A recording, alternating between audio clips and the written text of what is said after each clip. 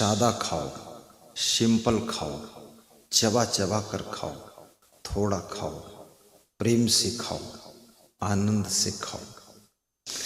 मैं एक कमिश्नर के यहाँ मेहमान हुआ तो उसने तिल की पापड़ी नाश्ते में लाकर रख दी और गुड़ रख दिया देसी और थोड़ा भुना हुआ चना रखा।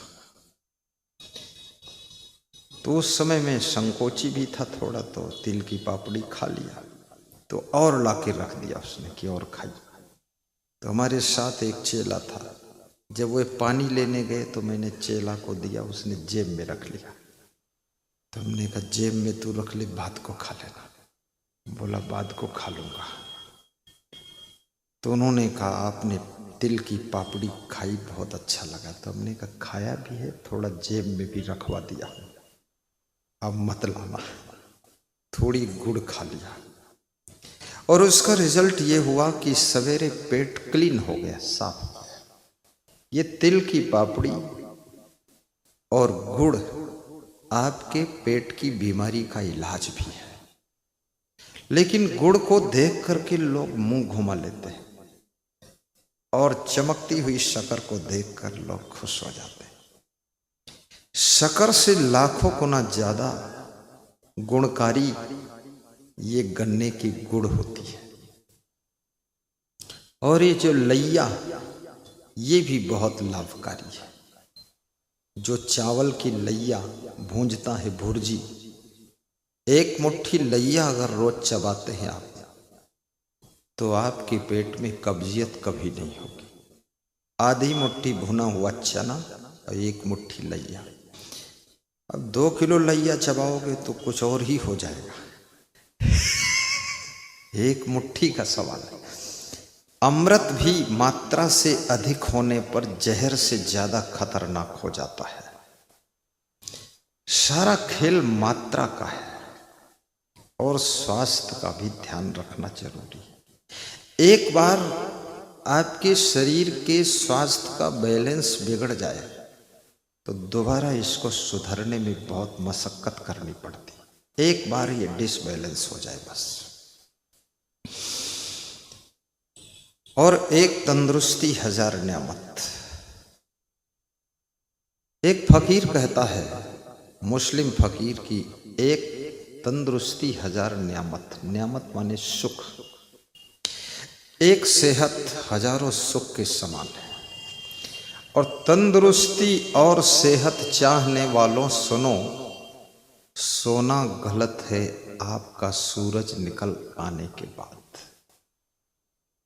सूरज निकले तुम भी निकलो। सूरज की जो प्रथम किरणें हैं वे आपके मुखमंडल की आभा को 10 गुना चमक प्रदान करती है। और सुबह की जो हवा है ये सैकड़ों दवा से भी ज्यादा बेहतर है। लंबी सांस सुबह सुबह लीजिए। सोने की आदत बिगाड़ लो, 10 घंटे सोइए तब भी नींद पूरी नहीं होगी। खाने की आदत बिगाड़ लो, 10 रोटी खाइए तो भी भूख रहेगी। कितने लोग 20-20 रोटी खाते हैं, अब बुद्धि बिल्कुल नहीं। और जितना ज्यादा भोजन करोगे उतना ज्यादा स्मरण शक्ति घटेगी और मरण शक्ति बढ़ेगी। अधिक भोजन खाने से मरण का समय निकट आता है, स्मरण कम हो जाता है, मरण जल्दी आता है। अधिक भोजन मत खाइए ठोस ठोस कर। और पानी पर्याप्त पियो और जोर से हंसो भी। कोई पुरानी बातें याद करके अपनी पत्नी से कहो और पति पत्नी दोनों जोर से हंस लो। हंसते हंसते आंखों में आंसू भर जाए। वे आंसू नहीं हैं, वे हार्ट अटैक करने वाले केमिकल बह रहे हैं। जब आंसू निकलते हैं, महिलाएं अब तो कम रोती हैं, आज के 50 साल पहले ये रोज रोती थी। अब तो महिलाएं भी बहुत सुखी हैं। अब ये कम रोती है लेकिन पुरुषों को खूब रुलाती भी है।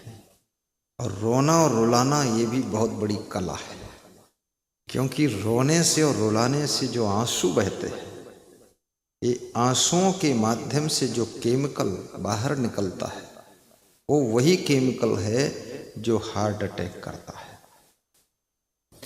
हंसना इतना जोर से हो जाए, हंसना 24 घंटे में कम से कम 1-2 बार। बचपन की कुछ कहानियां याद कर लो, जवानी के कोई प्रसंग याद कर लो और एक दूसरे को सुनाओ और फिर जोर से हंस लो, क्योंकि दुनिया के झमेले हरगिज कम न होंगे। अफसोस बस यही है, एक रोज हम न होंगे, एक रोज हम न होंगे। ये झमेले कम होने वाले नहीं। अभी भी तालियां जो लोग नहीं बजा रहे वे गहरी चिंता में है, और जिनकी तालियां बजी हैं वे थोड़ा चिंता से बाहर आ गए। लेकिन पूरा पूरा चिंता मुक्त कोई नहीं है, क्योंकि चिंता मुक्त मन से उत्पन्न हुई ताली का आनंद गड़गड़ाहट के रूप में होता है। आप बहुत गंभीर स्थिति में हैं। अब जबरदस्ती मैं प्रयास करके तुमको चिंता की चिता से बाहर खींच रहा हूं। चिता मुर्दे को जलाती है, चिंता जिंदा को जलाती है।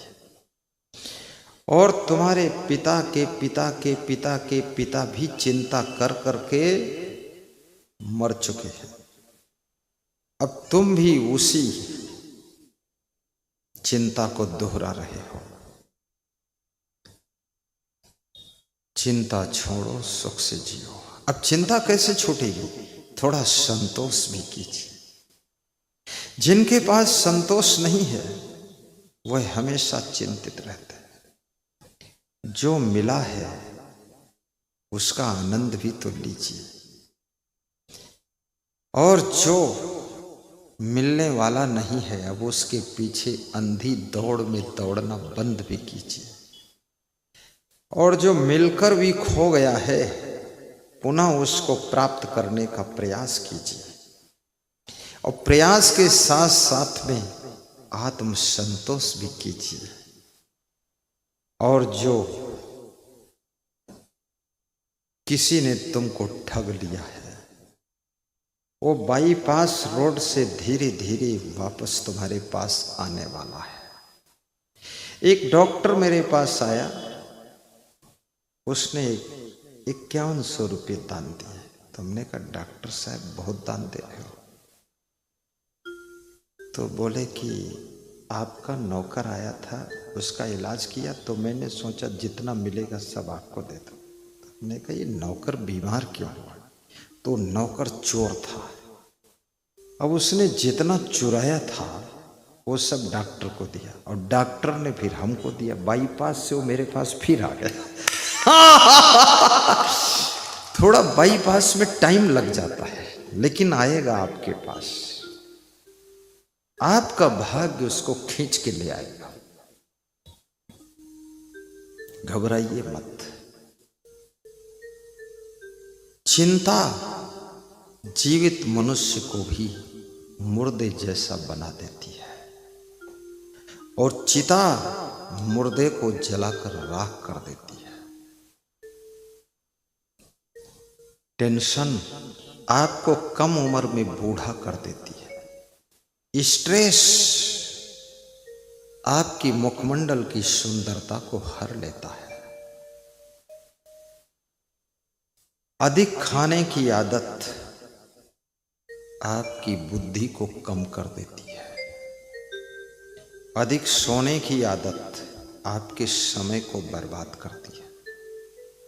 अधिक बात करने की आदत आपके घर में कलह कलेश पैदा करती है। जोर जोर बोलने की आदत आपकी शांति को नष्ट करने में सहायता करती है। शोरगुल मचाने की आदत वातावरण को अशांत करती है।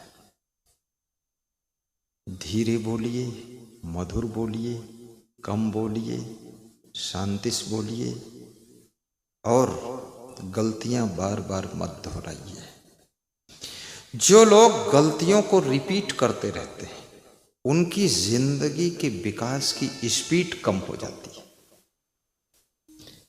एक गलती से सीख लीजिए, दोबारा उसको दोहराने का सवाल ही नहीं उठता है। एक बार ठगावे सो 52 बेर कहावे, जो 52 बेर ठगावे वो गप्पू नाथ कहावे। तो गप्पू नाथ नहीं बनना है, बस एक बार हो गया ठीक है। दूध की जली बिल्ली छाछ को भी फूंक कर पीती है। तुम बिल्ली से भी गए गुजरे हो, रोज गर्म दूध में मुंह डालते हो, रोज ओंठे और जीभ जलाते हो। बिल्ली बाजी मार गई, तुम पता नहीं किस मॉडल के बिलौटा हो।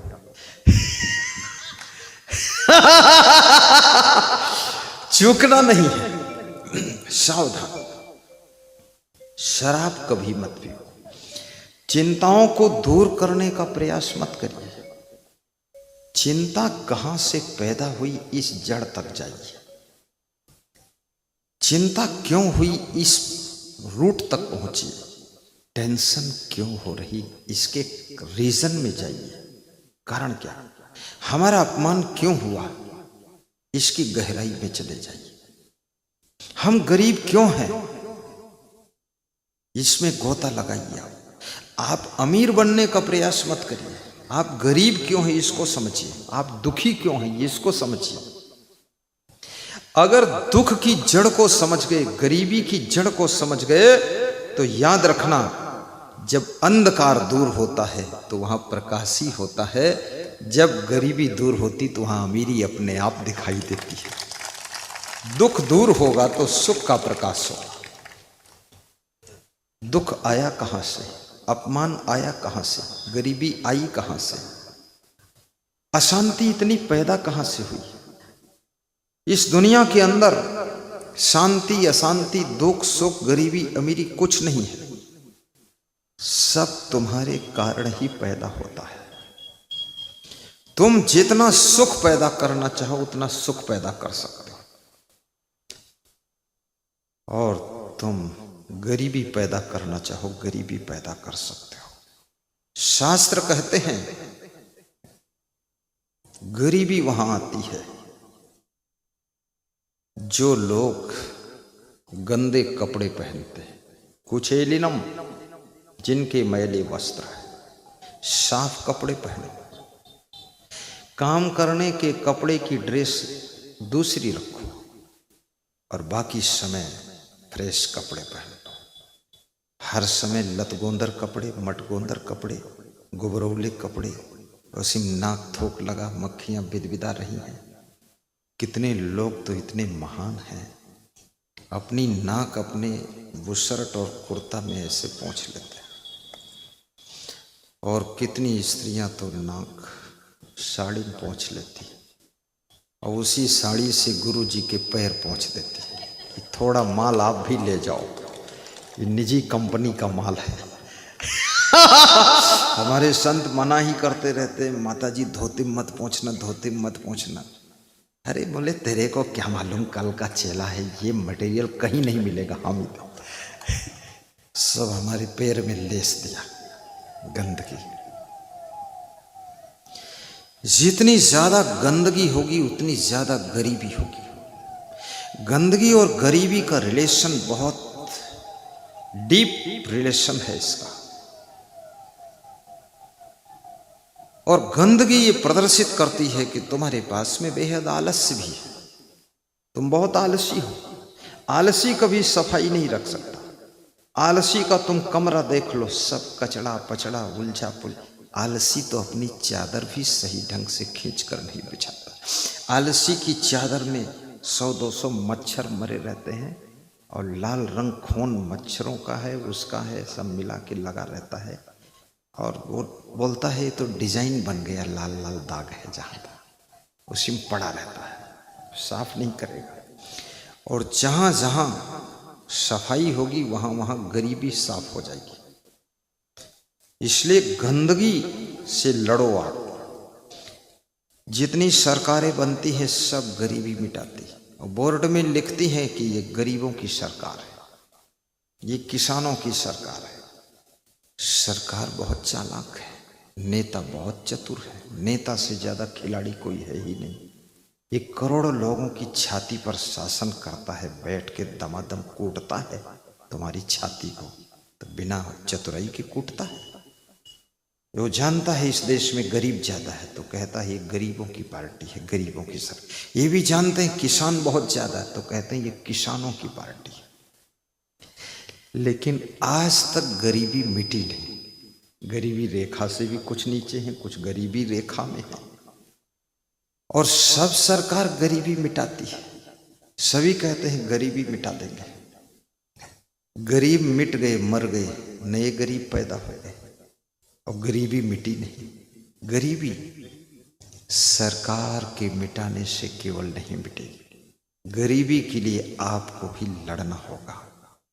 मांस, मछली, अंडा, मुर्गा, शराब, जुआ, बीड़ी, सिगरेट, गांजा, चरस, तंबाकू, अफीम, भांग, ये सब आपको त्यागना होगा। घर का कलह कलेश, लड़ाई झगड़ा, मारपीट, पत्नी को गाली देना, इससे बहुत गरीबी आएगी। क्योंकि स्त्री दूसरी लक्ष्मी का रूप होती है। जिस घर की स्त्रियां सताई जाती हैं, दुख पाती हैं, रोती रहती हैं और गाली खाती हैं, पुरुष लोग उनको कूटते पीटते रहते हैं और बहुत अपमानित करते हैं, मारते भी हैं, उस घर में गरीबी रही। और कितनी स्त्रियों की आदत है रोने की। बन गए हाथ के ठोस कड़े तो तगड़ी लाओ सोने की, और जाती ना आदतें रोने की। कुछ भी महल मिल जाए तो महल में दीवार पकड़ कर रो लेंगे। ओ महल मिला लेके छोटा मिला है। ये रोने की आदत जो है, कभी तो आनंद मना लो। सबसे पहले बचपन में हम लोग पैरा में सोते थे। पैरा जानते हो? यही धानक पैरा, कोदो का पैरा, वो बिछाते थे कमरे में माता जी, और उसी में गुदड़ी बिछती थी। गद्दा उद्दा तो कुछ नहीं, वही औरतों की पुरानी साड़ी की गुदड़ी, दसनी बोलत रहे, बढ़िया बिछा दिया, हम लोग उसी में सो जाते थे। आज सोचिए कितना सुविधा मिल गई हमको, साधु बन गए। अब भी हम खुश ना हो तो ये मेरा दुर्भाग्य ही होगा। और क्या चाहिए? शायद भगवान को भी ये सुविधाएं मिलती होंगी। सुख भी है, सुविधा भी है, शांति भी है, सब कुछ है और सब जरूरत से ज्यादा ही है, आनंद भी है। इसीलिए मैं खुश रहता हूँ, फालतू अकेले हंसता रहता हूँ, क्योंकि सब फालतू ही हो गए हमारे पास। तुम भी ऐसी सोच बना लो कि तुम्हारे पास में सब फादिल है, बहुत बढ़िया मकान है। अपने मकान की खुद प्रशंसा करो कि बहुत अच्छा मेरा मकान है। मैं लखनऊ में एक भक्त के घर गया तो उसने बोला, गुरुजी मेरे मकान का लुक बहुत अच्छा है। तो हमने कहा लुक अच्छा है। फिर घर में बैठे तो बोला, गुरुजी देखने में बहुत सुंदर लगता मकान। तो हमने कहा देखने में भी सुंदर है और अंदर भी सुंदर है और घर के लोग भी सुंदर हैं, दमादम मस्त कलंदर है और मकान सुंदर है, मकान वाले सुंदर है और आपके घर का कोना कोना सुंदर है। दूसरे लोग तुम्हारी प्रशंसा शायद करें ना करें, कुछ पता नहीं। तुम स्वयं अपनी गाड़ी की प्रशंसा करो, स्वयं अपने मकान की प्रशंसा करो, स्वयं अपनी पत्नी की भी प्रशंसा करो और उनके गुणों को भी देखो, पति की भी प्रशंसा करो। जिस दिन तुम पति का गुणगान करोगी, तुम पता लगाते रहोगी कि दुख कहाँ है, दुख नहीं मिलेगा। जितना ज्यादा अपने पति से तुम असंतुष्ट रहोगे, पत्नी से असंतुष्ट रहोगे, जितना ज्यादा अपने घर से असंतुष्ट रहोगे उतना ज्यादा तुम दुख में ही डूबे रहोगे। दुख से बाहर निकलने के लिए स्वयं को संतुष्ट करना भी जरूरी होता है। बोलिए सदगुरु भगवान की जय। मैं लगभग 8 साल तक पैदल चला, 300 किलोमीटर पैदल जाता था 15-20 दिन में, और फिर 15-20 दिन में वापस लौटता था। लखीमपुर जिले से रायबरेली तक पैदल सत्संग करने जाते थे। पीठ पर गठरी रहती थी, वो भी बैग नहीं, ऐसे सफ़ेद कपड़ा लपेटे बांध लेते थे। हाथ में कमंडल और गुरुक सामान और गुरुक कमंडल अपन कमंडल, और चलते चलते बस। सुबह नाश्ता बिल्कुल नहीं, सुबह से रास्ता शुरू होता है। उसके बाद एक मिनी बस हमको गुरुजी ने दिया, उसमें चले 10-15 साल, धीरे धीरे धीरे धीरे। लेकिन मुझे तो पैदल में 2-3 सुख बहुत मिले थे। एक तो नींद खूब आती थी, बेहोशी की नींद, बिना बिस्तर की नींद, बिना बिछौना की नींद, बिना मच्छरदानी की नींद। मच्छर काटे चाहे गिरगिट काटे, खूब सोते थे। और भूख बेहद है। और जब से साधन बढ़ गए अब नींद बिल्कुल लिमिट में है। मेहनत करने से नींद आती है। जितना ज्यादा पैदल चलो, तो अभी हम लोग 5-6 किलोमीटर रोज पैदल जाते हैं, शाम को भी 2-3 चल देते हैं, 10 किलोमीटर हो जाता है। मेहनत करने से आपका स्वास्थ्य अच्छा रहेगा, और संतुष्ट रहने से आपका मन सुखी रहेगा।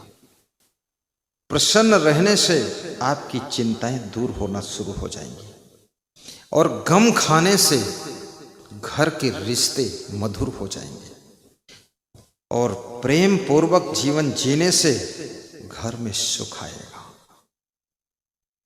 क्रोध को काबू करने से घर में लक्ष्मी बढ़ेगी। जिसको क्रोध बहुत आता है, और जो व्यक्ति गुस्सा में आग बबूला हो जाता है, उसके घर से लक्ष्मी जी बुरिया बिस्तर बांधकर विदा हो जाती है। सन्नियच्छति यो बेगम, सन्नियच्छति यो बेगम क्रोधा हर्षयो, सा श्रियो भाजनम राजन यश्च आपत्स न मोह्यति। विदुर जी कहते हैं, हे धृतराष्ट्र, जो लोग अपनी खुशियों को पचाना जानते हैं, और जो लोग क्रोध को बुझाना जानते हैं, और आपत्ति में जो लोग धैर्य बनाए रखते हैं, हे राजन, वे राज्य और लक्ष्मी के अधिकारी होते हैं। वे राजपद और लक्ष्मी को प्राप्त करते हैं।